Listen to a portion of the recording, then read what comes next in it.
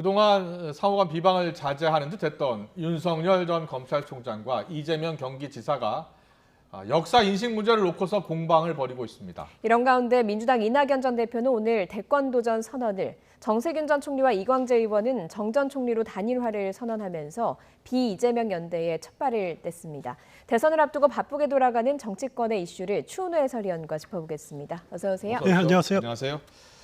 지난번에 이제 윤석열 전 총장이나 이재명 지사가 각각 야권, 여권에서 지지율 1위를 달리고 있어서 서로가 좀 공생 관계가 있다. 그렇습니다. 그래서 서로 상호 비방을 자제하고 있는 것이다라고 말씀해 주셨는데 바로 어제부터 이제 서로를 향해서 각을 세우기 시작했습니다. 어떻게 봐야 되겠습니까? 그렇습니다. 언젠가는 벌어질 싸움이 이제 시작됐다. 이렇게 이제 말씀드릴 수 있는데요. 네. 그런데 그 첫 지점이 의외로 역사 전쟁입니다. 예. 그런 점에서 뭐 예상치 않은 격돌이 시작됐다 이렇게 말씀드릴 수 있는데 예. 일단 이재명 지사가 뭐 아시다시피 안동 방문해서 네네. 육사 문화관 방문해서 이옥빈 여사를 만난 자리에서 한 자리에서. 발언이 이제 문제가 되지 않았습니까? 네. 이재명 지사가 정부 수립 과정을 언급하면서 네. 친일 청산 못하고 미 점령군과 합작해서 다시 그 지배 체제가 유지되지 않았는가 예. 이렇게 발언을 했는데 물론 의도하지 작심하고 한 발언은 아니었을 겁니다. 예. 네, 그래서 그렇지만 이제 평소의 생각을 드러낸 것이 아닌가 뭐 이런 건데 발언인데 예. 윤석열 전 검찰총장으로서는 이 지점이 공격하기 아주 좋은 지점이죠. 본인이 출마한 것이 자유민주주의를 지키기 위해서다라고 이렇게 예, 언급하지 않았습니까?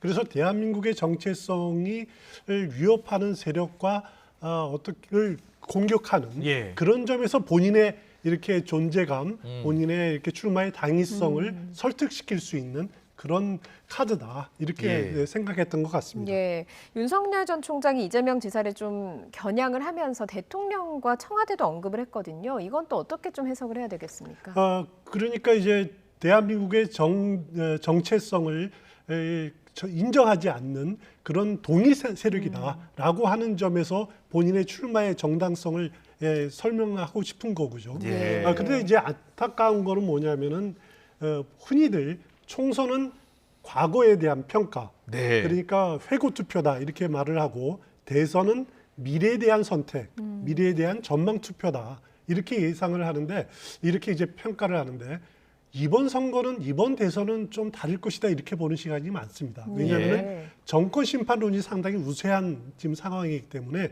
특히 야권에서 정권 심판론을 이제 강하게 이렇게 밀어붙인다라는 것은 과거 회고 투표가 될 가능성이 높다라는 거거든요. 네. 그건 무슨 말이냐면은 미래에 우리는 대한민국호가 어떻게 나가야 될지에 대한 비전을 제시하는 것보다는 과거 문제를 가지고 여야 정당 후보들이 싸울 가능성이 높다라는 거죠. 네. 그런 전초가 보여지는 것이 아닌가 하는 점에서 개인적으로는 좀 안타깝게 생각을 합니다. 네. 네. 지금 이 역사 논쟁이 붙으니까 이재명 지사 같은 경우에는 윤 전 총장의 공세에 바로 반격을 했습니다. 구태라는 겁니다. 색깔론.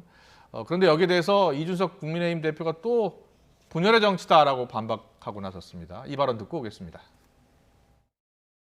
친일 논란을 일으켜서 대한민국의 정부 수립 자체를 폄훼하는 시도는 국민 분열을 통해 정치적 이득을 보고자 하는 매우 얄팍한 술수입니다. 이미 이재명 지사는 2017년에 출마할 때 이승만 대통령과 박정희 대통령 묘소는 참배할 수 없다며 분열의 정치를 본인의 정체성으로 삼았던 적이 있습니다. 민주당은 분열의 길을 미래로 삼을 것인지 갈수록 궁금해집니다.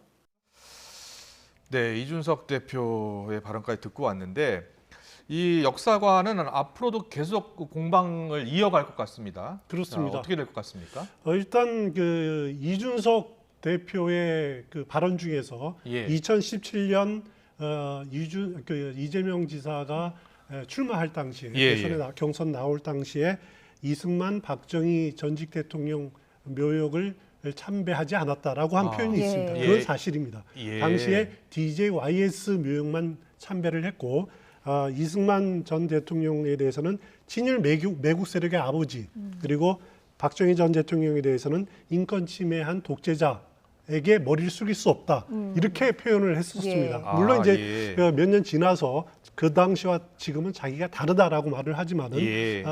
그 이준석 대표의 발언이 이렇게 언급한 것이 틀림없는 사실인 것은 분명합니다. 그렇지만은 이재명 지사는 그렇기 때문에 불리한 점은 뭐냐면은 당내에서도 이 문제를 가지고 그 다른 경선 후보들이 이렇게 옹호하지를 않는다는 거죠. 원군이 되지를 않고 있다라는 겁니다. 예. 이제 정세균 후보나 아니면 이낙연 예. 전 대표 경우에도 이 문제에 대해서 민주당의 대통령이라면 이렇게 표현을 안 했다라고 거리를 두고 있기 때문에 보수 정당으로서로부터 오는 공세를 혼자 힘으로 막아야 된다. 이런 불리함에서 출발하고 있는 것 같습니다. 예, 예. 뭐 어찌됐든 이렇게 뭐 역사관에 대한 공격도 나오고 이러는 건 대선 전국이 그만큼 좀 달아오르고 있다는 뜻 아니겠습니까? 그렇습니다. 지난주에 뭐 첫 번째 대선 슈퍼위크라고 할 정도로 여야 그 유력 대선 주자들이 출마 선언을 했고 윤석열 전 총장의 경우에는 장모 실형 선고도 있었습니다. 그래서 여론조사 결과가 좀 궁금했는데 이번 주 여론조사 어떻게 나왔습니까? 오늘 한국사회 여론연구소 여론조사를 보니까 윤석열 전 총장이 32.4%, 이재명 지사 30.3%, 윤석열 총장은 조금 내렸습니다. 예. 1%포인트 내렸고 이재명 지사 경우에는 1.9%포인트 상승해서 어떻게 보면은 양자가 팽팽한 이강 구도를 형성하는 건 맞습니다. 그래서 예. 어떻게 보면은 윤석열 전 총장이 지난주에 있었던 정치 참여 선언 그리고 또 장모의 재판 문제 이런 것이 큰 영향을 미치지 않았다 이렇게 예. 볼 수도 있을 거는 같습니다. 예. 그만큼 양자의 지지층들이 결속력이 강하다 이렇게 분석할 수도 있을 거는 같은데요. 예, 예. 그런데 그 최근의 흐름을 보면은 또 다른 흐름들이 쭉 보여지는 것도 많습니다. 무슨 말이냐면은 예, 예. 우리 그래픽이 좀 준비가 됐는지 모르겠는데 최근 한 두 주의 그 지지율을 보면은 예. 두 주 전에는 윤석열, 이재명 두 사람의 지지율 격차가 13%포인트나 됐습니다. 네. 그런데 두 주 만에 1.1%포인트 차로 좁혀졌다. 그렇네요. 이런 것은 굉장하게 그 차이가 예. 급격하게 좁혀진 거고 예. 또 여론조사 기관인 한국사회 여론연구소는 ARS로 조사를 합니다. 항상 네. 말씀드리지만은 ARS 조사를 보면은 윤석열 전 총장이 상당히 높게 나타나는 경향이 있고 그렇군요. 그리고 전화 면접원은 이재명 지사가 높게 나타나는 경향이 있는데 ARS 조사에서도 윤석열 전 총장의 지지율이 이렇게 정체 혹은 양자의 차이가 좁혀지고 있다는 것은 윤석열 전 총장에게는 이렇게 악재가 던져져 있다. 네. 나쁜 흐름이다라는 여론조사 것만은 분명히 보입니다. 전문가들은 저런 여론조사가 나오면 항상 이야기하는 게 흐름과 추세를 보라 이렇게 이야기하지 그렇습니다. 않습니까? 예. 지금 저 조사 결과를 보면 2주 사이에 급격히 지금 좁혀지고 있고요. 이거 앞으로 뭐 다음 주도 봐야 되겠습니다만 변화 가능성도 나타날 수 있겠는데요. 충분히 있어 보이고요. 예, 예. 그러니까 한국사회 여론연구소에서 다음 주에 역전이 된다라고 하면은 네. 그것은 지난 3월에 윤석열 전 총장이 검찰총장직 그만둔 이후에 최초로 역전되는 현상이 발생할 겁니다. 예. 그건 뭐 두고 봐야 될 일이고 ARS가 아니라 전화 면접원 조사하는 전국 지표조사라든가 갤럽 여론조사에서의 차이가 어느 정도가 될지 그 부분도 한번 또 지켜봐야 될 때문에 다른 방식으로 조사한 여론조사를 좀 더 봐야 된다라는 말씀하셨는데 여론조사 전문가들이 또 이야기하는 게 장모 실형 선고가 직접적으로 영향을 미치려면 1, 2주, 2, 3주는 더 있어야 할 것이다. 또 이렇게 예상하더라고요. 그렇습니다. 이 여론조사가 7월 2일과 3일에 예. 실시된 조사거든요. 지난주 예. 금요일, 토요일에 진행된 조사이기 때문에 장모 재판 결과가 일정 부분 반영은 됐다라는 생각은 듭니다. 예. 그런데 그것에 미치는 파장 같은 것들은 조금 더 두고 봐야 될 것 같고요. 그래서 윤석열 전 총장이 이재명 지사의 역사관을 집요하게 공격하는 것도 네. 바로 이런 아. 이런 이제 그 흐름들을 반전시키려고 하는 그런 뜻이 담겨 있지 않는가 그렇군요. 해석해 볼 수 있습니다. 네. 예, 예. 지금 민주당 후보들은 예비 경선 일정을 소화하고 있는데 어제 국민 면접이 열렸습니다. 일부 후보들은 진땀을 흘리기도 했고요. 이재명 대 비이재명 구도가 확연하게 드러나기도 했는데 주요 장면 영상으로 보고 오겠습니다.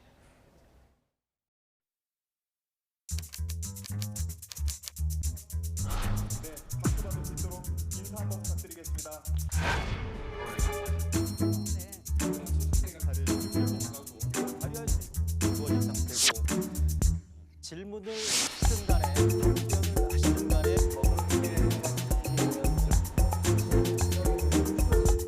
확실치 않은 공약으로 갈 때 과연 정권 재창출이 가능하겠는가? 그 말 바꾸기 계속 그렇게 해도 괜찮겠습니까?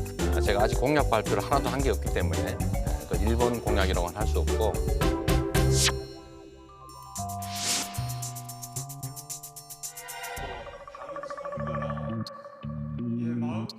조국 장관 임명 여부에 관해 문재인 대통령께 찬성, 반대 중 어떤 의견을 내셨습니까?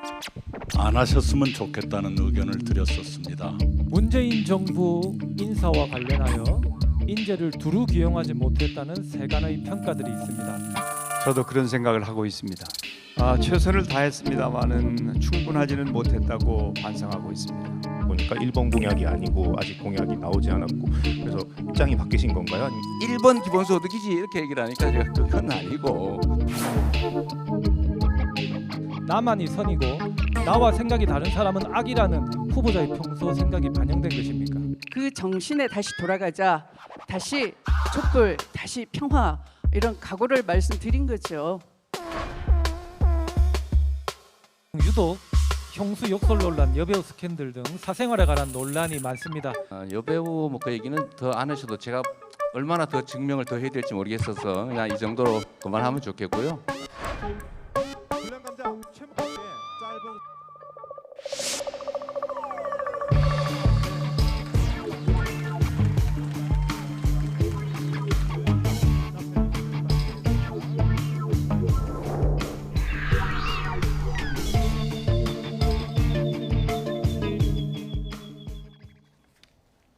네, 어떻게 보셨습니까?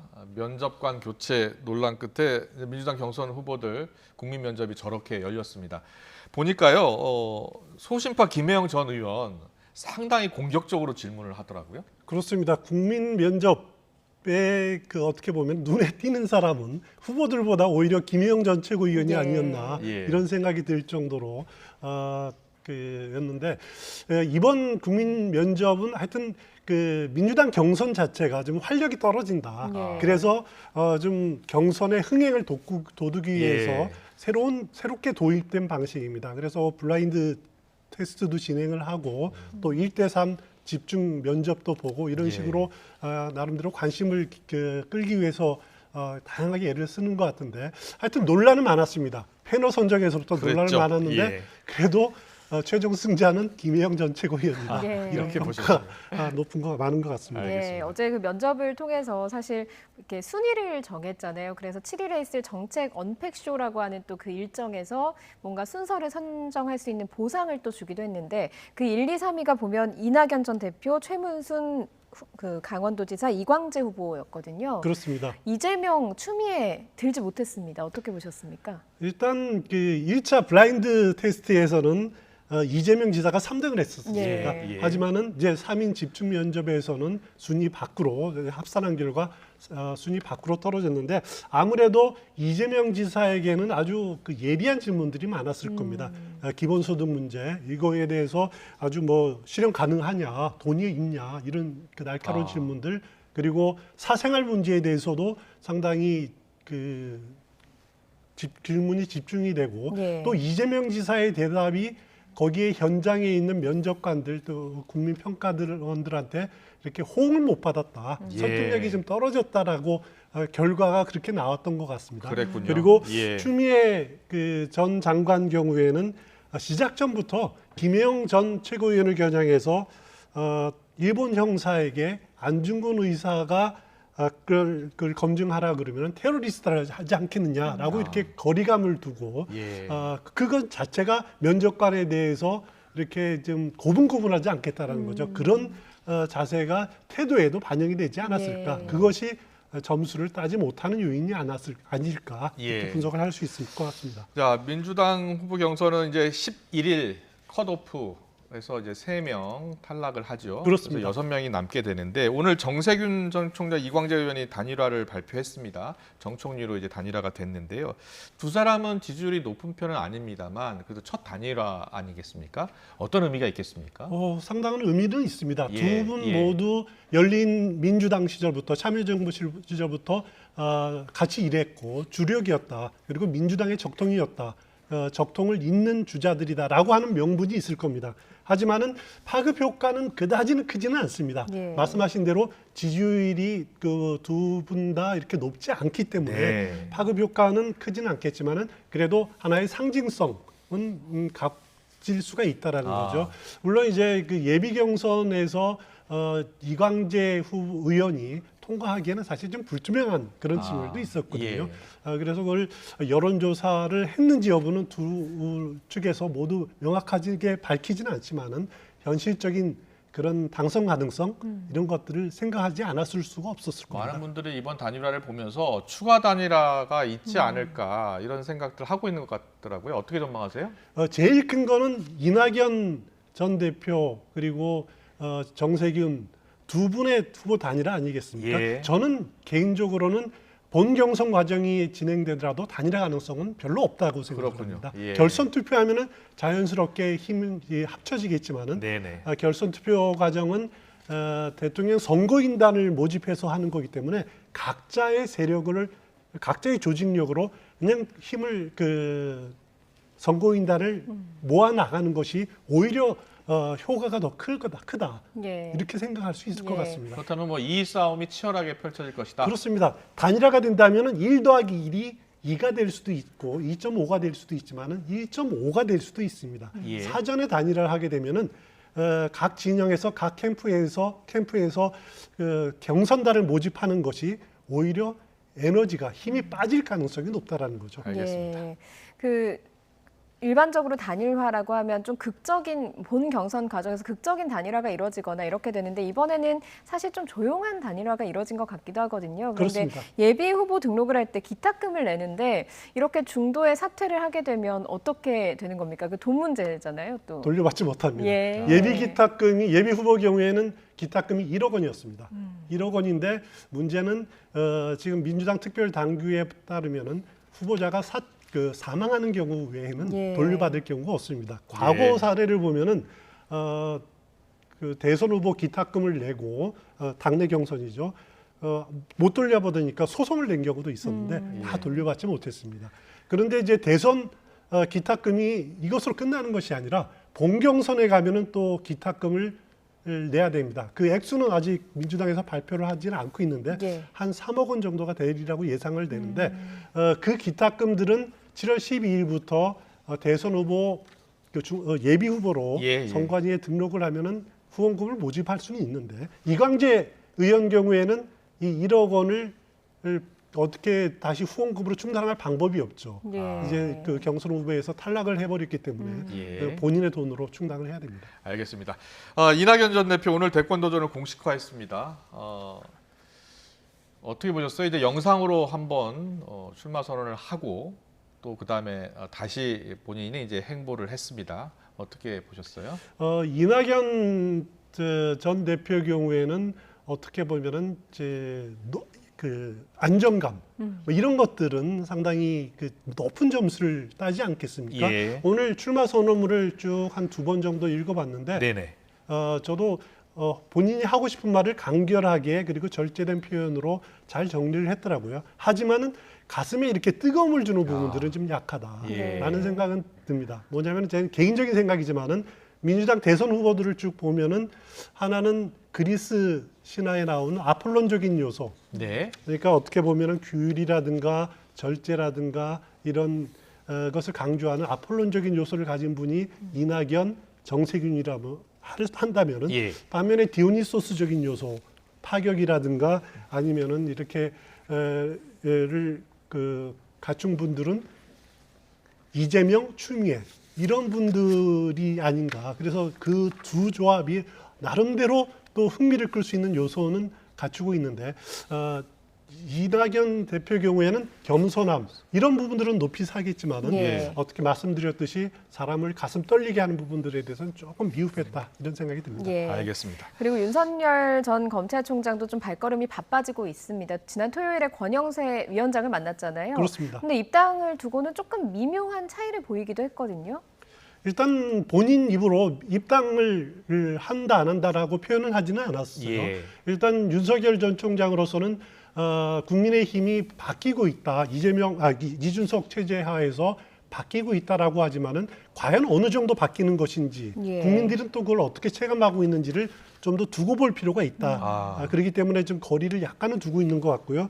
또 하나는 본인이 정치에 참여하게 된 것이 국민이 불러서 된 것이다. 예. 이렇게 말하지 않습니까? 예. 그래서 보수, 중도 또 아니면은 일부 이탈한 진보에서 이탈한 층까지도 본인이 아우르고 싶다 이런 마음을 갖고 있는 것 같은데 예. 하지만은 그 과정이 그래서 이제 국민의 의견을 좀 듣고 그다음에 결정하겠다라는 예. 건데 그 과정에서 다소 시간은 걸릴 것이다. 이것이 한 달이 될지 두 달이 될지 모르겠지만은 그래서 좀 머뭇거리는 단계인 것 같은데 하지만은 윤석열 전 총장을 겨냥한 검증의 공세가 아주 이렇게 치열하게 전개가 되고 예. 또 민심 투어를 진행하다 보면은 조직이 필요하고 돈이 들고 굉장히 힘든 노릇이거든요. 예. 네네. 그것을 개인이 감당할 수 있을까?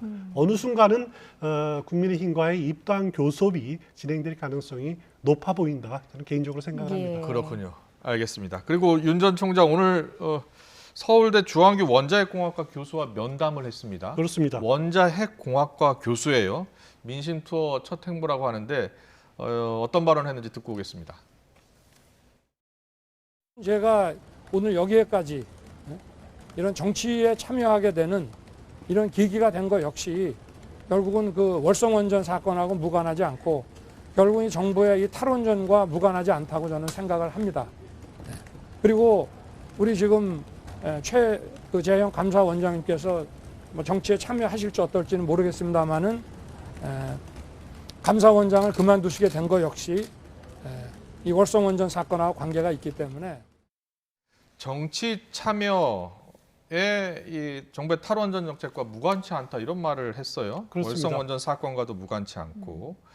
자, 이것은 결국 문재인 정부와 대척점에 서겠다 이런 것을 공개적으로 좀 밝힌 거예요. 그렇습니다. 그 출마 선언문을 자세하게 읽어보면은요 예. 이런 표현이 있습니다. 탈원전을 언급하는 부분들이 있어요. 예. 법을 무시하고 세계 인류 기술을 사장시킨 탈원전 이런 예. 표현을 한 적이 있습니다. 그럼 이제 그것을 나아가서 오늘은 본인이 자기가 정치 참여한 것도 이 문제하고는 무관하지 않다라고 언급을 했죠. 예. 주한규 교수는 우리나라의 대표적인 문재인 정부 탈원전 정책을 비판을 주도하고 있는 분입니다. 네. 그래서 탈원전 정책의 문제점에 대해서 이야기를 상당히 주고받았으리라고 생각이 되고요. 예. 네. 모레는 카이스트를 찾는답니다. 아. 그래서 원자핵공학과 학부생들 또 대학원생들을 만나서 같이 점심 먹고 이야기를 나눈다. 이런 계획이 있는 것으로 알고 예. 있습니다. 또 출연 모두에 이야기했던 그 윤석열 전 총장이 공격했던 역사관에 대해서도 오늘 언급을 했는데 이 내용도 한번 들어보고 이야기 더 나누겠습니다.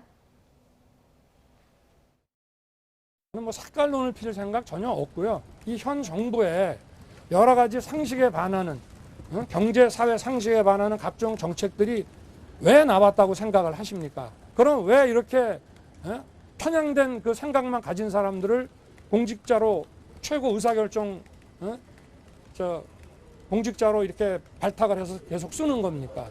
저는 이런 잘못된 역사관, 세계관이 이것이 우리 한국 현실 문제를 다루는 데 있어서 다 영향을 미쳤기 때문에 이런 비상식적인 정책들이 쏟아져 나오는 것이라고 저는 생각을 하고요.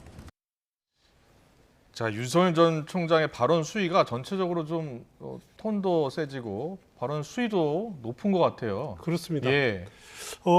출마 선언문 때 이렇게 그 상식에 반하는 사회 경제 정책으로 꼽은 것이 경제 상식을 무시한 소득주도 성장을 하나 예. 꼽았었고요. 그다음에 시장과 싸우는 주택 정책, 또 매표에 가까운 포퓰리즘 정책 이렇게 네. 세 가지를 꼽았는데 예. 이런 정책들이 바로 현 정부의 잘못된 역사관과 세계관에서 나왔다라고 윤 총장은 보고 있는 것 같습니다.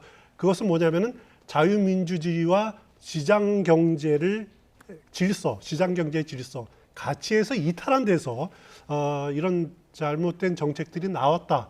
이렇게 진단을 하고 이 부분을 자기가 바로 세우겠다라고 하는 부분들이거든요. 예. 윤석열 전 총장은 솔직히 지금 단계에서 대한민국에 자기가 대통령이 됐을 때 대한민국을 어떻게 이끌겠다라고 하는 미래 비전을 보여주는 데는 아직 상당하게 그렇게 제대로 준비가 안 돼 있는 예. 모습을 보이고 있습니다. 예. 가장 자신 있는 부분들이 현 정부의 이런 점들이 잘못됐다. 비판할 수는 있어도 대안을 제시하는 데는 아직은 좀 미흡한 부분들이 보이는 것 같은데 그렇기 때문에 현 정부의 그 잘못된 정책들 본인이 생각하기에 이런 부분들을 부각시키는데 당분간은 주력할 것으로 생각이 됩니다. 예. 예.